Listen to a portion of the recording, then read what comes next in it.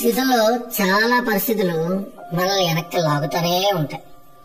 అవి మన ఆర్థిక ఇబ్బందులు కావచ్చు, కుటుంబ సమస్యలు కావచ్చు, వ్యక్తిగతమైన సమస్యలు కావచ్చు, కారణం ఏదైనా కావచ్చు, ఎప్పుడూ బలంగా మనల్ని కింద పడేయడానికి లాగుతూనే ఉంటాయి.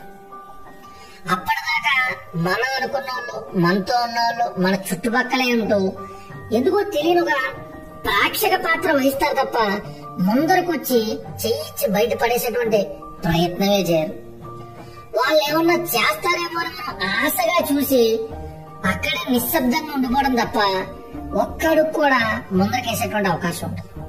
ఇక జీవితం అయిపోయిందేమో, ఈ సమస్య నుంచి బయటపడడం చాలా కష్టమేమో, ఇక జీవితం చరమాంకంలోకి వచ్చాయేమో అనుకున్న క్షణం ఒక్కసారి కాస్త ఓపిక తెచ్చుకుని మనమే ఇది మన యుద్ధమే అని ఒక్కడుగు ముందరకేసే ప్రయత్నం చేయాలి.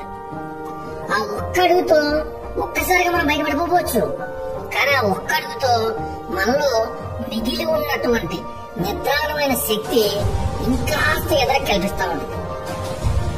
మన చుట్టూ ఉన్న వాళ్ళు అప్పుడు దాకా మనం వాళ్ళే ప్రపంచం అనుకున్న వాళ్ళు కళ్ళు ఎదురుకున్న వాళ్ళు నడుచుకుంటూ వెళ్ళిపోతూ ఉంటాం. మనం ఒంటరి వదిలేస్తాం. వాళ్ళు మన దగ్గరికి రాలేదే అనేటువంటి బాధ కంటే మనం ఎలా ఈ బాధ నుంచి బయటపడాలనేటువంటి ఆలోచనే మనకు ముఖ్యం అవ్వాలి. కొంతమంది మన మీద ఉన్న ఇష్టంతోనో విశ్వాసంతోనో సాయం చేద్దామని ప్రయత్నించిన వాళ్ళలో ఉండే భయం, వాళ్ళకున్న పరిస్థితిలో వాళ్ళను కూడా ఒక్కడికి కూడా మొదలకేయడం, కొంతసేపు చూసి చూసి వాళ్ళు కూడా వెళ్ళిపోతారు. అప్పుడు మనతో పాటు ఉండేది మనం మాత్రమే. మనమే ఎక్కడ లేని ఒత్తిడిని పొంగదీసుకుని ఎవరికెళ్ళే ప్రయత్నం చేస్తే అప్పుడు దాకా పిలవని బంధువులు, తెలియని బంధువులు కూడా ఆపద కాలంలో ఆదుకోవడానికి, అది అక్కడ ఉన్న నీటి ఏనుగులు వచ్చినట్టు కాపాడడానికి వస్తాయి. ఎంత కష్టపడుతున్నారే, మనం ఒక అడుగు ముందరికి సాయం చేద్దామని ఖచ్చితంగా భగవంతుడు అటువంటి కొత్త బంధువుల రూపంలో మనకి సాయం అందించడానికి ముందరకు వస్తాడు. మనల్ని ముందరికి తీసుకెళ్తాడు కూడా, మన సమస్యలను బయట పడేస్తాడు కూడా.